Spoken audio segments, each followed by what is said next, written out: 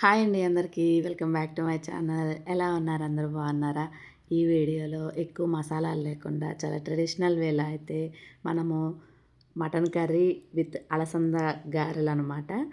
ఆ రెసిపీని అయితే మనం ఈరోజు చేసుకుందాము. చాలా అంటే చాలా బాగుంటుంది.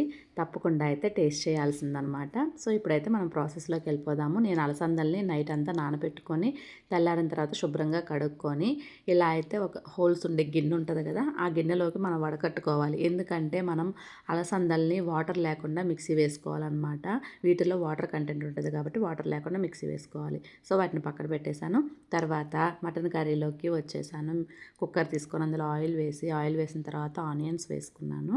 ఆనియన్స్ కొంచెం ఫ్రై అయిన తర్వాత ఇలా పచ్చిమిర్చి టొమాటో వేసి మంచిగా కలుపుకొని ఇందులోనే నేను అల్లం వెల్లుల్లి పేస్ట్ కూడా వేశాను. ఇందులో నేను ఎలాంటి మసాలాలు అయితే వాడట్లేదు. అంటే గరం మసాలా మన బిర్యానీ మసాలాలు అవి ఉంటాయి కదా, అవి అయితే వాడట్లేదు. చాలా సింపుల్గా అయితే చేస్తున్నాను.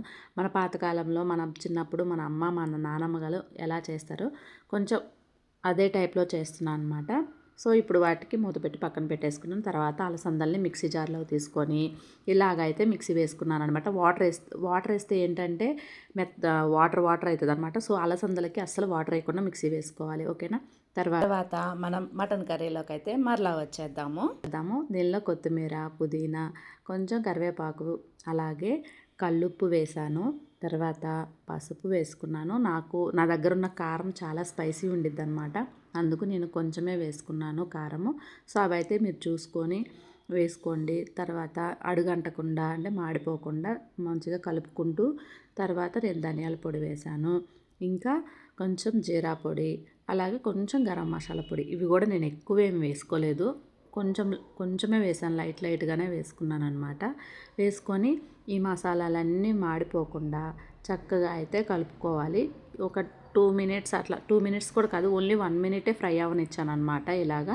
ఎందుకంటే మళ్ళీ మాడిపోతుంది, అవి మాడిపోతే టేస్టే మారిపోతుంది కాబట్టి ఓన్లీ 1 మినిట్ ఫ్రై అవ్వనిచ్చి నేను శుభ్రంగా కడిగి పెట్టుకున్న మటన్ ఒక 1/2 కిలో అయితే తీసుకున్నాను. 1/2 కిలో వేసేసుకొని చక్కగా అయితే ఇలా కలుపుకోవాలన్నమాట. ఇలా కలుపుకున్న తర్వాత మనం వాటర్ వేయొద్దు. వాటర్ వేయకుండా కొంచెం సేపు అయితే మూత పెట్టేసి, అంటే ప్రెషర్ పెట్టకుండా ఓన్లీ మూత పెట్టేసి ఒక 5 మినిట్స్ లో ఫ్లేమ్లో అయితే మనం ఒక 5 మినిట్స్ ఉడికించుకోవాలి. అప్పుడు కొంచెం వాటర్ రిలీజ్ అవుతుంది అనమాట. ఇప్పుడు మళ్ళీ మనం వడ ప్రాసెస్కి వెళ్ళిపోదాము.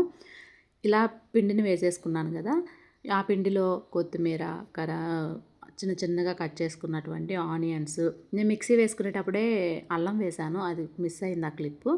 తర్వాత చిన్నగా కట్ చేసుకున్నటువంటి పచ్చిమిర్చి, అలాగే కరివేపాకు, కొంచెం జీలకర్ర, ఇంకా దానికి టేస్ట్కి సరిపడా సాల్ట్ తీసుకున్నాను. ఇవన్నీ తీసుకొని చక్కగా కలుపుకోవాలన్నమాట. ఒకటి గుర్తుపెట్టుకోండి, ఎప్పుడైనా కూడా మనం పెసర వడలు వేసుకున్నా, అలసంద వడలు వేసుకున్నా అందులో వాటర్ అస్సలు ఉండకూడదు. అంటే మనం మినప వడలు వేసుకునేటప్పుడు కొంచెం వాటర్ యాడ్ అవుతాయి, కానీ వీటికైతే వాటర్ అనేది యాడ్ అవ్వదు. వీటిని కొంచెం మనం వడకట్టుకొని ఆ తర్వాత మిక్సీ వేసుకోవాలి. అదొకటైతే గుర్తుపెట్టుకోండి. ఓకేనా? తర్వాత ఇలా మళ్ళీ మనం మటన్లోకి వచ్చేద్దాము. మూత తీసి చూసాను, మనకు ఇంకా అప్పుడు జస్ట్ వాటర్ అనేది రిలీజ్ అవుతుందన్నమాట. సో మళ్ళీ ఇంకొక 5 మినిట్స్ అయితే మనం సిమ్లో పెట్టేసుకొని ఉడికించుకోవచ్చు. తర్వాత గ్యాస్ ఆన్ చేసుకొని కడాయి పెట్టుకొని ఆయిల్ అయితే వేసుకొని ఆయిల్ హీట్ అవ్వాలన్నమాట. ఈలోపు మళ్ళీ ఒకసారి చూద్దాము. మనకి మటన్లో వాటర్ రిలీజ్ అయింది. చూడండి, చక్కగా అయితే వాటర్ అంతా పైకి వచ్చి ఉడికిందనమాట 5 మినిట్స్ తర్వాత. సో ఇంకా మళ్ళీ అడుగంటుతుంది. ఇంకా ఇప్పుడైతే వాటర్ వేసుకోవాలి. ఈ స్టేజ్లో మనం వాటర్ వేసుకొని నేనైతే ఒక గ్లాసు 1.5 గ్లాస్ వాటర్ అయితే తీసుకున్నాను అనమాట. తీసుకొని చక్కగా కలుపుకోవాలి. మీకు ఒకవేళ ఉప్పు సరిపోలేదంటే ఈ స్టేజ్లో మంచిగా కలిపిన తర్వాత ఒకసారి సాల్ట్ చెక్ చేసుకొని, సాల్ట్ అయినా కారం అయినా ఏది సరిపోకపోతే అది మీరు ఈ స్టేజ్లో చెక్ చేసుకొని వేసేసుకోవచ్చు అనమాట. నాకైతే అన్నీ సరిపోయినాయి. ఇప్పుడు ఇంకా మూత పెట్టేసి ప్రెషర్ పెట్టేద్దాము. ఇందాకైతే ఓన్లీ మూత పెట్టేశాను, ప్రెషర్ పెట్టలేదు. ఇప్పుడైతే ప్రెషర్ పెట్టేసుకొని ఒక 3 విజిల్స్ వస్తే సరిపోతుంది. ఇప్పుడు వడ ప్రాసెస్లోకి వెళ్ళిపోదాము. నేను ఒక పాలిథిన్ కవర్ తీసుకున్నాను.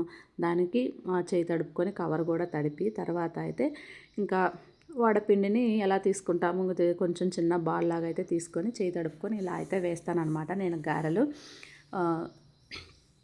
సో అదొక్కడైతే గుర్తుపెట్టుకోండి. పెసర వడేసినా అలసంద వడేసినా వాటర్ అయితే అస్సలు యాడ్ చేయొద్దు. ఓకేనా? యాడ్ చేస్తే మొత్తం ఏమవుతుందంటే వాటర్ అవుతుంది అనమాట. అప్పుడు గారెలు వేయడానికి రాదు. ఓకేనా? సో ఇలా అయితే చేసుకుంటూ పాలిథిన్ కవర్ తీసుకొని దాన్ని తడుపుకొని మన చేయి తడుపుకొని పిండి తీసుకొని పిండికి చిన్నగా దాన్ని అలా అనేసి మధ్యలో హోల్ పెట్టేసుకుంటే హోల్ పెట్టేసుకొని ఇంక ఇట్లా ఆయిల్లో వేసేసుకోవడం అనమాట. టేస్ట్ అయితే చాలా బాగుంటుంది. ఈ వడలు అనేది మనకి ఆయిల్ని కూడా తక్కువ పీల్చుకుంటుందండి. ఎందుకంటే ఇందులో మనం వాటర్ వేయము. అందులో ఉన్న వాటర్తోనే నానుంటాయి కాబట్టి ఆ వాటరే సరిపోతాయి అనమాట. సో ఆయిల్ అయితే అస్సలు పీల్చుకోవు. ఇప్పుడైతే ఈ మటన్ విజిల్స్ వచ్చేసింది. దీన్నైతే నేను ఆఫ్ చేసేస్తున్నాను. ఇంకా మళ్ళీ ఈ వడల్ని అటు ఇటు తిప్పుకుంటూ చక్కగా మంచి కలర్ వచ్చిన వరకు ఫ్రై చేసుకొని ఇట్లయితే పక్కకు తీసి పెట్టేసుకున్నాను అనమాట. ఇంకా తర్వాత ఇంకొక బ్యాచ్ని కూడా వేసేసాను. చాలా అంటే చాలా టేస్టీగా ఉంటుంది. మీరైతే తప్పకుండా ట్రై చేయండి. సో ఇంక ఇది ప్రెజర్ అయిపోయే వరకు కొంచెం ఆగి, ఇప్పుడు ప్రెజర్ అయిపోయిందనమాట. ప్రెజర్ పోయిన తర్వాత ఇంకా పక్కకు పెట్టేశాను. ఈలోపు మా బాబు నాకు ఆకలి అవుతుందో పెట్టు, నాకు ఆకలి అవుతుందో పెట్టాను గోలగోల చేశాడు. అందుకోసం అని చెప్పేసి వాడికి ఇంకా పెట్టేశాననమాట. మాకు గారెల్లోకి ఇలాగ కొంచెం వాటరిష్గా మన పెద్దవాళ్ళైతే ఇలాగే చేసేవాళ్ళు. సో అలానే చేశాను. చాలా సింపుల్గా ఎలాంటి మసాలాలు లేకుండా మీరు కూడా తప్పకుండా అయితే ట్రై చేయండి. గారెలైనా మటన్ కర్రీ చాలా అంటే చాలా బాగుండిందనమాట. సో ఈ వీడియో మీకు నచ్చితే like, share, subscribe. Thank you for watching.